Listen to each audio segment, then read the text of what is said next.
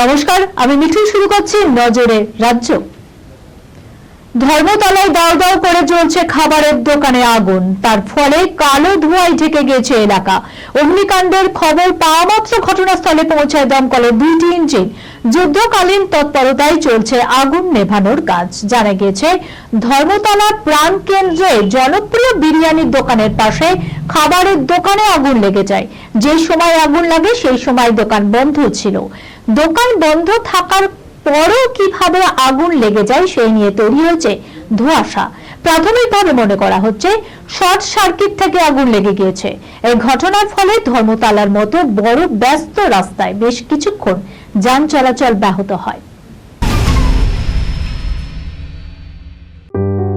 সুনির্ণয় imaging centre private limited advance প্যাথোলজিতে thalassaemia screening, large size biopsy setup সহ সমস্ত পরীক্ষা, echocardiography, foetal echocardiography, CT scan, CT guided FNAC, 4D USG guided FNAC, endoscopy, colonoscopy, uroflowmetry, spirometry, colour Doppler, digital x ray, তাছাড়াও সমস্ত বিশেষজ্ঞ চিকিৎসকদের পরিষেবা একই ছাদের তলায় নিয়ে হাজির সুনির্ণয়।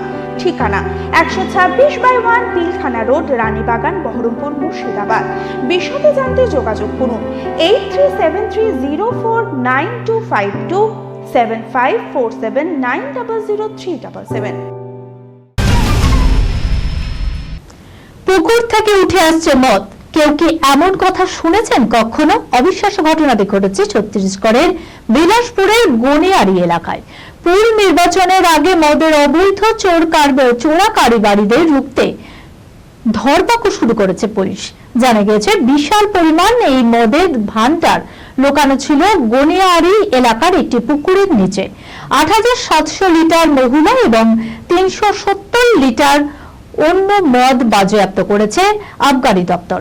এমনকি এই জানিয়েছেন, জেলায় জেলায় অবৈধ মদের বিরুদ্ধে কঠোর ব্যবস্থাও নেওয়া হয়েছে। 27 বছর আগে আচমকায় বাড়ি থেকে নিখোঁজ হয়ে গিয়েছিলেন এক ব্যক্তি। তার পরিবারের সঙ্গে মিলিয়ে দিল প্রয়াগরাজের কুম্ভ মেলা। অপেক্ষায় থাকা স্ত্রী খুঁজে পেলেন তার স্বামীকে। মেলা হয়ে উঠল পরিবারের এক মিলন স্থল। বাবাকে কাছে পেয়ে আবেগপ্রবণ হয়ে উঠেছে তার সন্তানরাও। মেলা শেষে বাড়ি ফিরিয়ে নেওয়ার জন্য অপেক্ষায় রয়েছেন এবং এই মেলায় পুলিশের সাথে যোগাযোগ করে তার স্বামীর ডিএনএ পরীক্ষা করে তাকে ফিরিয়ে নিয়ে যাবে বলে অপেক্ষায় রয়েছেন পরিবার। 31শে জানুয়ারি মুক্তি পেয়ে গিয়েছে বিক্রম চট্টোপাধ্যায়, সোহিনী সরকার অভিনীত অমর সঙ্গী। পর্দায় বিক্রমের প্রেমিকা অশরীরী। ছবি মুক্তির কিছু আগেই শুভেচ্ছা বার্তা জানিয়েছেন অভিনেতা অঙ্কুশ। সে একটি গোপন কথাও ফাঁস করে জানান, তোদের ছবির বিষয় প্রেম আর ভূত। আমার সঙ্গে অনেকটাই মিল আছে। আমার পাশে বসে থাকা সঙ্গিনীকে দেখিয়ে বললেন, প্রেম আছে। ভাবছিস তো তাহলে ভূত কোথায়? ফের সঙ্গিনীর দিকে ইশারা করলো অঙ্কুশ। তার পাশে বসেছিল তার ওয়াইফ ওয়েন্দ্রিলা সেন। সেজে বুঝে থাকে বলেই নাকি ঐন্দ্রিলাকে মানুষের মতো দেখায়, আর রূপটান তুললেই নাকি পেতনি। এই খবরের সঙ্গে শেষ করলাম আজকের নজরের রাজ্য। আপনারা দেখছেন টিভি 24 বাংলা, সংবাদ বিনোদন সারাদিন সারাক্ষণ।